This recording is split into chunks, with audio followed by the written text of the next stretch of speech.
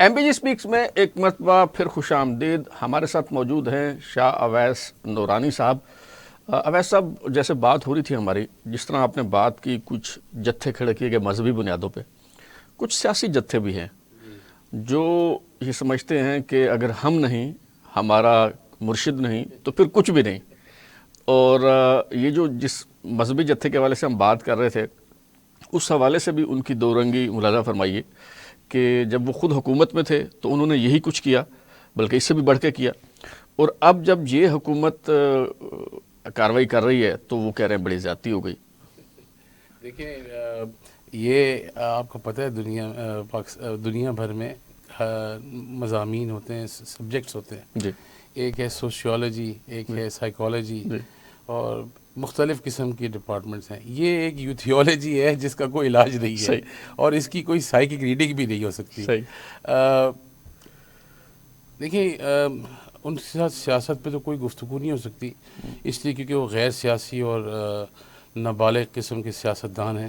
جی مگر یہ کہ ان کے ساتھ اختلاف رائے بہت سخت ہے میرا، اور وہ یہ ہے کہ انہوں نے معاشرے کے اندر جو غلاظت اور کوڑے کا ڈھیر جو اکٹھا کر کے دیا ہے، جی وہ اس کو صاف کرنا زیادہ ضروری ہے کہ بجائے اس کے کہ ان کے سیاسی کمزوریوں کے اوپر بات کی جائے.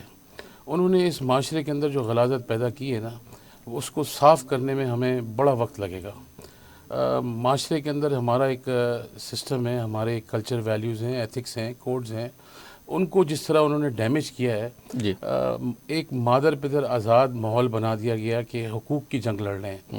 ہم اپنے حقوق کی جنگ لڑ رہے ہیں، حالانکہ کوئی حقوق کی جنگ نہیں ہے، کوئی کسی قسم کی کوئی حقوق کی جنگ نہیں ہے. آپ لوگوں کو یہ درس دیتے ہیں کہ میں اینٹی اسٹیبلشمنٹ ہوں اور میں فلانا ہوں. آپ خود پرویز مشرف کے پولنگ ایجنٹ رہے ہیں اور پرویز مشرف کے حامی رہے ہیں، ان کے ساتھ آپ کی رفاقت تھی. وہ خود اپنی کتاب میں جو لکھ چکے ہیں کہ عمران خان صاحب اتنی سیٹیں مانگ رہے تھے، ہم اتنا دینا چاہ رہے تھے. یہ سب چیزیں ان کی وہ ہے.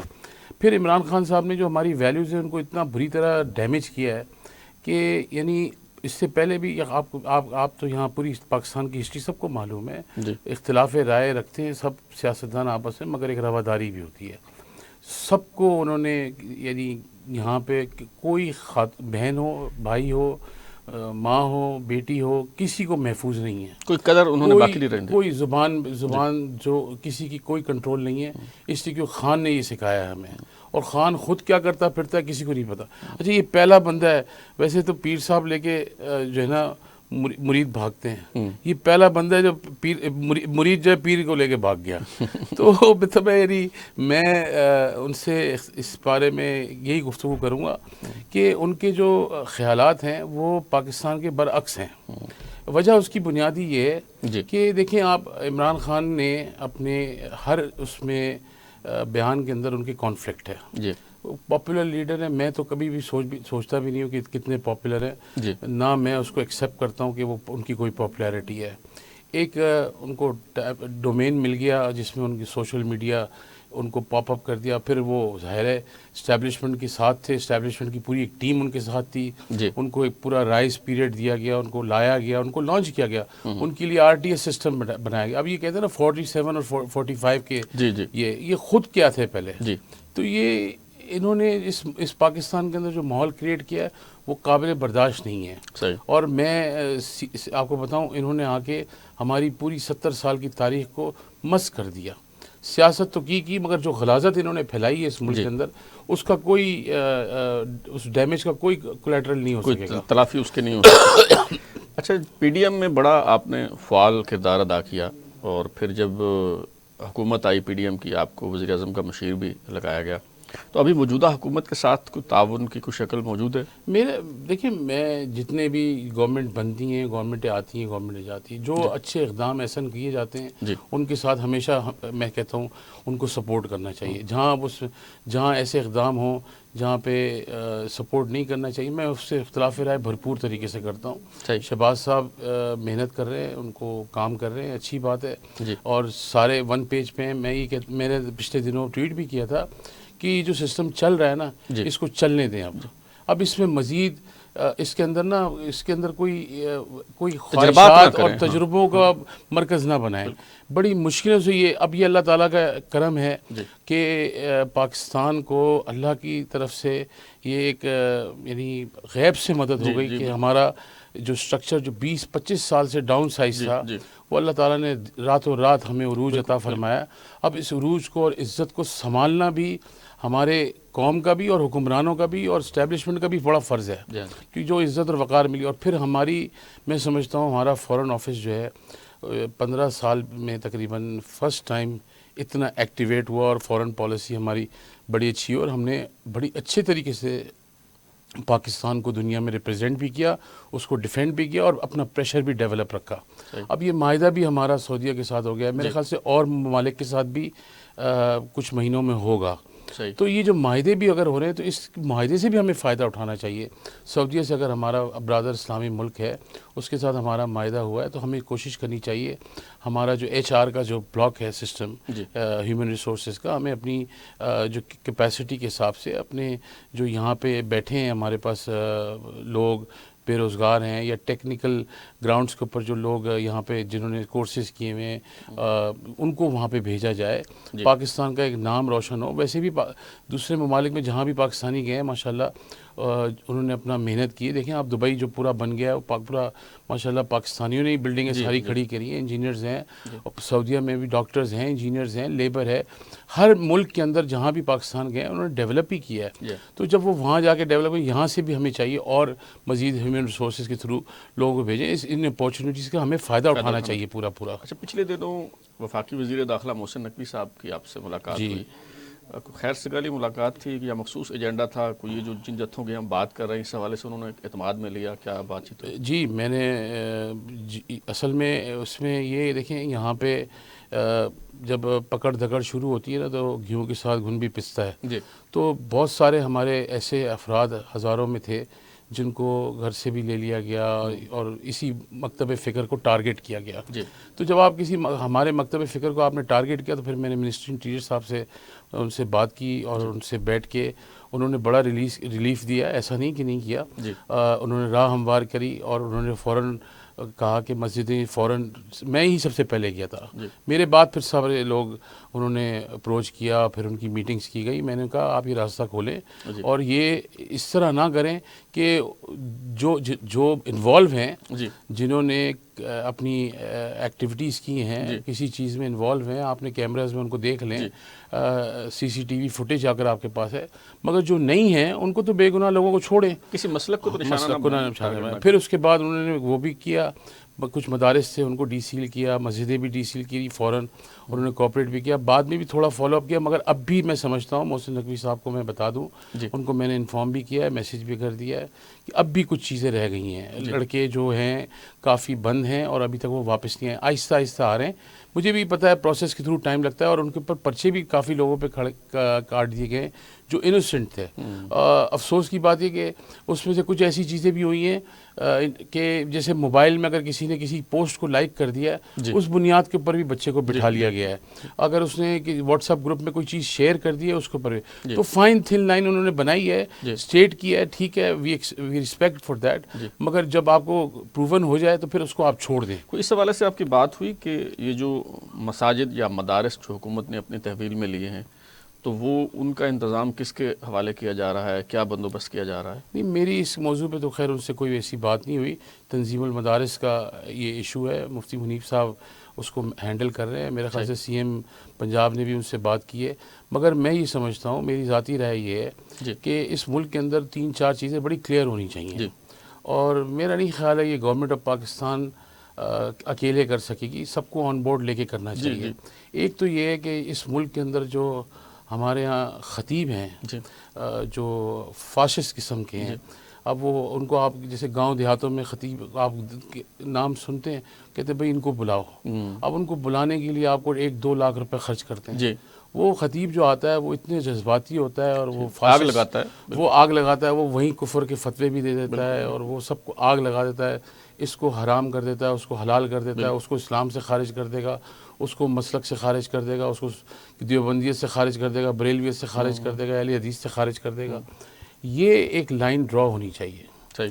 اس کے اوپر یعنی میں سمجھتا ہوں قانون سازی کے علاوہ اسٹرکٹ ایکشن ہونا چاہیے. صحیح. دوسرا یہ کہ اس ملک کے اندر جھوٹ کا پروپیگنڈا تحفظ عقیدہ ختم نبوت کے نام پہ بہت پھیلایا جاتا ہے. جی. میں نے تو کیونکہ آبزرو بھی کیا اور نوٹ بھی کیا اور میں اس میں رہا بھی ہوں. جی. یہاں پہ نعرہ لگا دیں گے, آپ کو کہہ دیں گے کہ بھائی یہ ختم نبوت کے بل میں چینجنگ ہو گئی ہے. جی. اب لوگوں کو یہ بیچاروں کو سمجھ ہی نہیں ہے کہ یہ ڈاکیومنٹ ہے, اس کے اندر کوئی تبدیلی نہیں ہو سکتی ہے, 2/3 میجورٹی ہونے کے باوجود بھی نہیں ہو سکتی جی. ہے. ہاں یہ ضرور ہے اس ملک کے اندر اس کو قانون کو چھیڑنے کے لیے کچھ موومنٹس ہیں جو چاہتی ہیں ہر وقت اس کو چھیڑتی رہیں.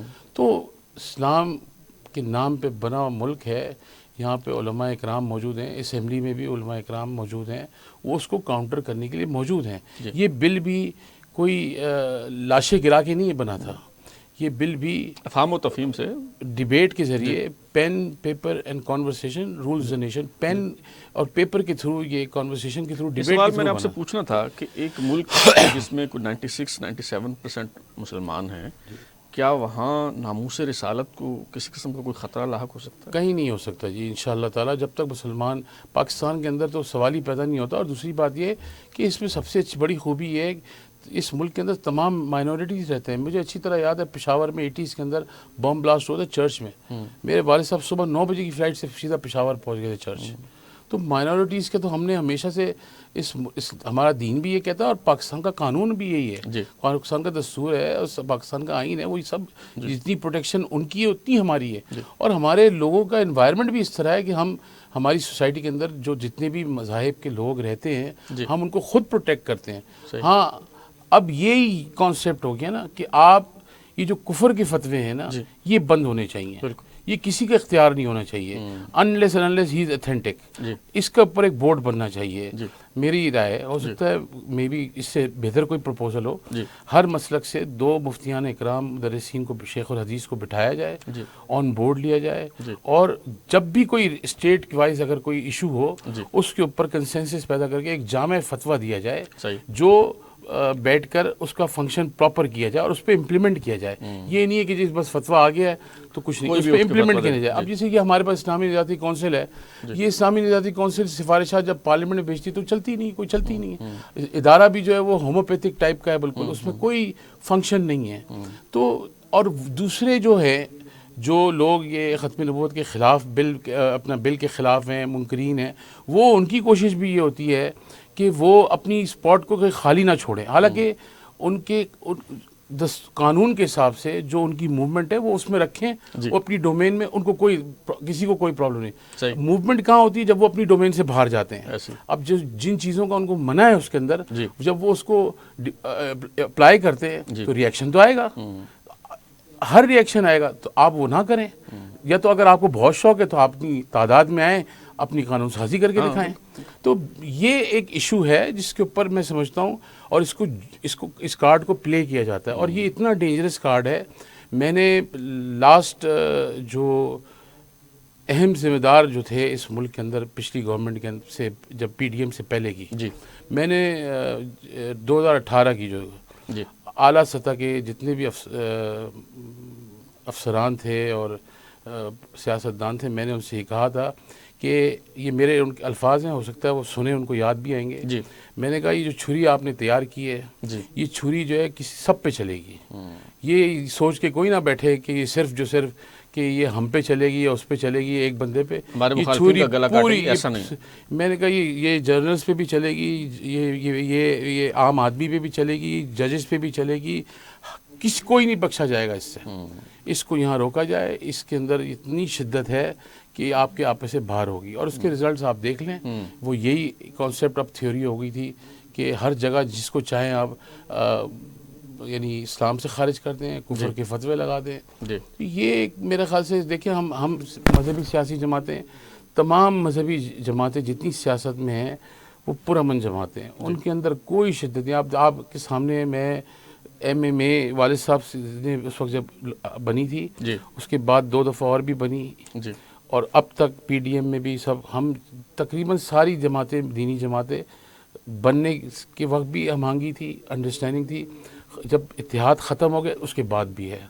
تو ہم میں تو کوئی چینجز نہیں آئی. میں تو جے یو آئی کے ساتھ میرا ایک بڑا اچھا تعلق بھی ہے, مرکزی جمعیت اہل حدیث کے ساتھ بھی بڑا تعلق ہے, اور علامہ ساجد نقوی صاحب کے ساتھ بھی کبھی کوئی اس قسم کی گفتگو ہی نہیں ہوئی. آپ کو میں بڑی آپ کو ایگزیکٹلی ٹروتھ بتا رہا ہوں کہ بالکل کہیں اگر محسوس ہوا ہو نا کہ یار یہ کوئی ایسا ماحول بن رہا ہے کہ جس میں صرف دیوبندیت ہے یا اہل حدیث ہے یا بریلویت ہے, کوئی نہیں. اور اجتماعی گفتگو ہوتی ہے دنیا کے اندر.